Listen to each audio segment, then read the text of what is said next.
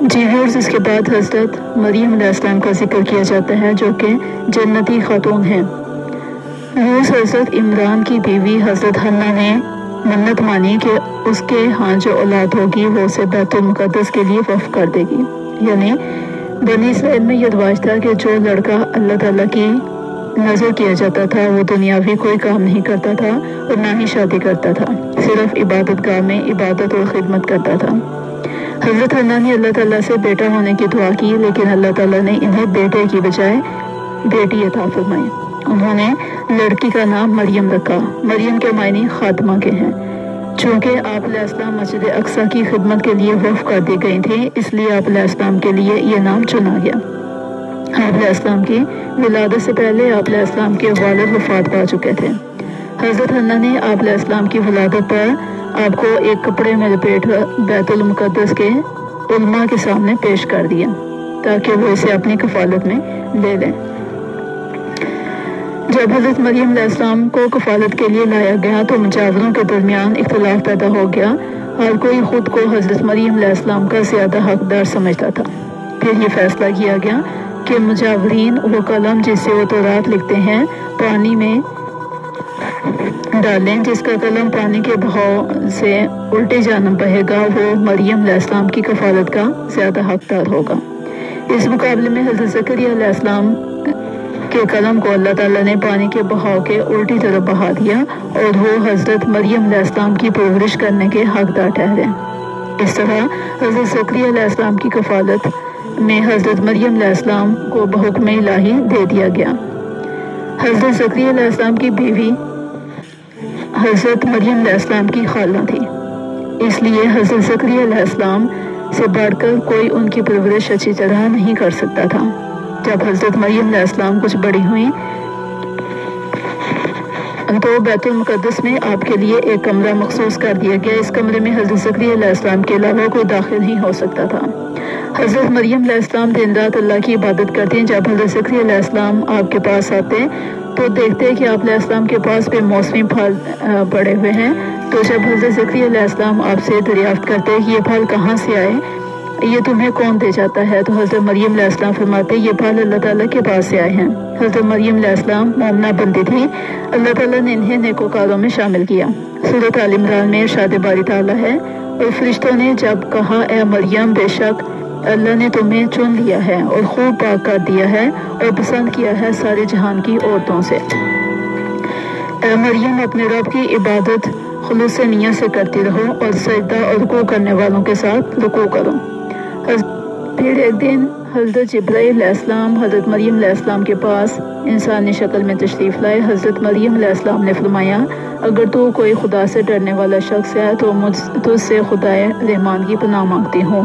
حضرت جبرائیل علیہ السلام نے فرمایا میں تو تیرے رب کی طرف سے بھیجا ہوا فرشتہ ہوں اور تمہارے پاس اس لیے آیا ہوں کہ تجھے ایک پاکیزہ اور خوبصورت لڑکے کی بشارت دوں۔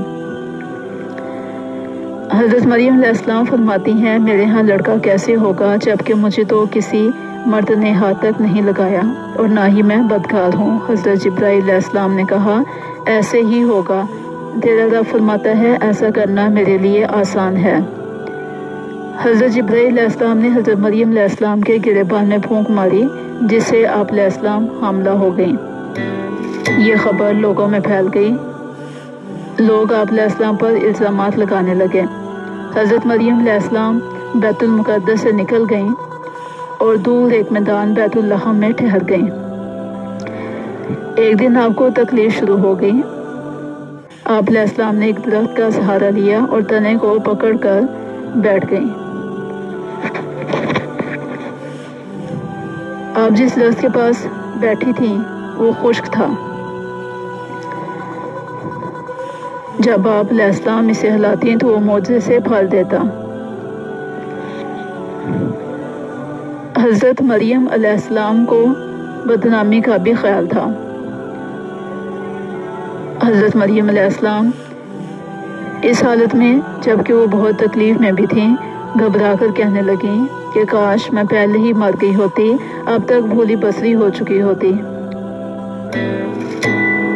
تو اس وقت اللہ تعالیٰ نے آپ علیہ السلام کے قریب پانی کی ایک نہر جاری کر دی۔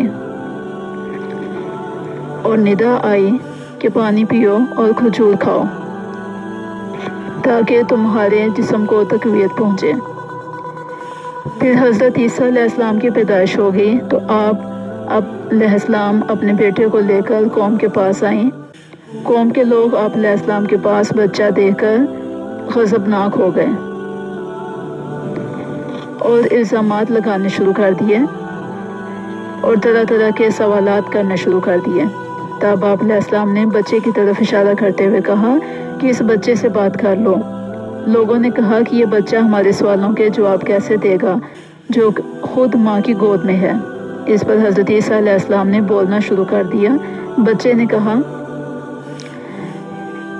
کہ بے شک میں اللہ کا بندہ ہوں، مجھے اس نے کتاب دی ہے اور مجھ کو نبی بنا کر بھیجا ہے اور مجھے بابرکت بنایا۔ جہاں کہیں بھی ہوں مجھے نماز اور زکوٰۃ کی وصیت کی ہے جب تک میں زندہ ہوں، اور اپنی ماں کے ساتھ نیکی کرنے والا ہوں، اور مجھے سرکش نہیں بنایا، اور مجھ پر سلام ہے جس دن میں پیدا ہوا اور جس دن مروں گا اور جس دن زندہ کر کے اٹھایا جاؤں گا۔